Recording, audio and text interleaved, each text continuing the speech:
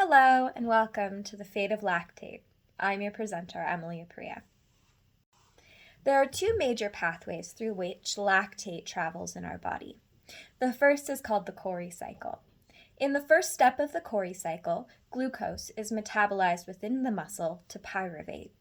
Pyruvate is then metabolized to lactate. Lactate is then released into the bloodstream and travels to the liver. The liver reconverts that lactate into pyruvate. The pyruvate is then used as a gluconeogenic substrate in gluconeogenesis, which results in glucose being released back into the bloodstream. That glucose then travels back into the muscle. Lactate is a really good gluconeogenic substrate because the reoxidation of lactate to pyruvate in the lactate dehydrogenase reaction also provides NADH equivalents that are needed for gluconeogenesis. In the chart to the left, you'll see the pathway through which the Cori cycle works. First, glucose metabolized into pyruvate, traveling through the bloodstream to the liver, then reconverted the lactate into pyruvate. The pyruvate is being used to create glucose. The second pathway is called the alanine cycle. The alanine cycle happens first where muscle pyruvate is converted to an amino acid called alanine. This is by transmission in the glutamate pyruvate transmission reaction.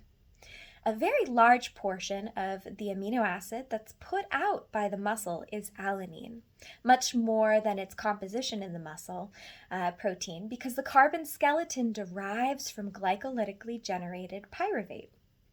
In the liver, alanine is transaminated back to regenerate pyruvate.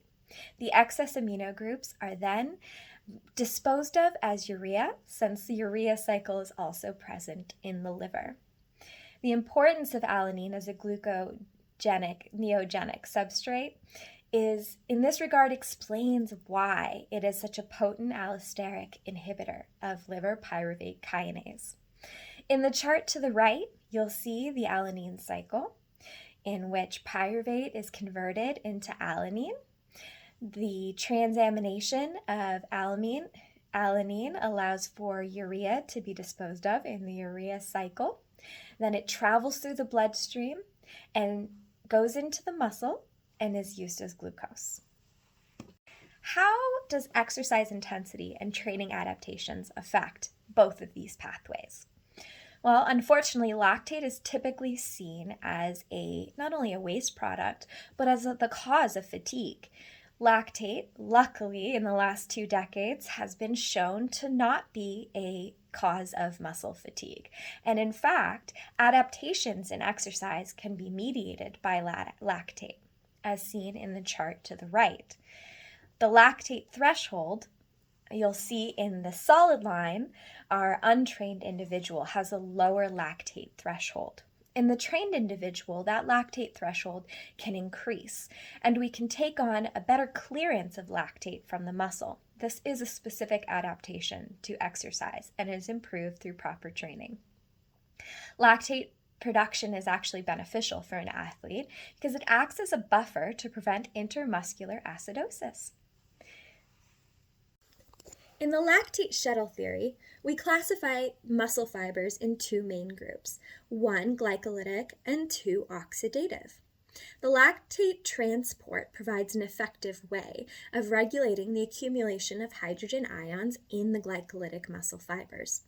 During exercise, in these glycolytic fibers, the lactate co-transport is responsible for 70 to 75% of the release of hydrogen ions, which helps keep those glycolytic fibers from experiencing intramuscular or intracellular acidosis. When lactate is produced from pyruvate, it actually consumes 2 hydrogen molecules, and releases 1 molecule of NAD, which is needed for glycolysis. In the oxidative fibers, it's the exact opposite, producing pyruvate and NADH from lactate and NAD. Lactate production in the glycolytic fibers and the reduction into pyruvate and oxidative fibers change the cell's redox balance, which is a process that's particularly important in high-intensity exercise. It's also important to note that lactate aerobic metabolism is suggested to be an important energy source during high-intensity exercise. Within the liver, the lactate shuttle theory can be seen in our diagram here to the right. As you can see, lactate is formed within the muscle, transports through the blood, enters into the liver, goes through a process of gluconeogenesis, and is converted into glucose, which then travels back through the blood into the muscle. Lactate is seen as a precursor molecule in for glucogenesis and gluconeogenesis within the liver. It's produced in the muscle and then transported through the bloodstream where the liver converts it to pyruvate, which is then used for glucose synthesis. What is the difference between lactate and lactic acid? I know as a professional in the personal training field, I have often myself used lactic acid and lactate interchangeably. They are similar, but there is one key difference. Lactic acid contains one extra hydrogen ion. Lactate is a conjugate of lactic acid, and lactic acid is produced anaerobically through fermentation. The consequences of lactate accumulation.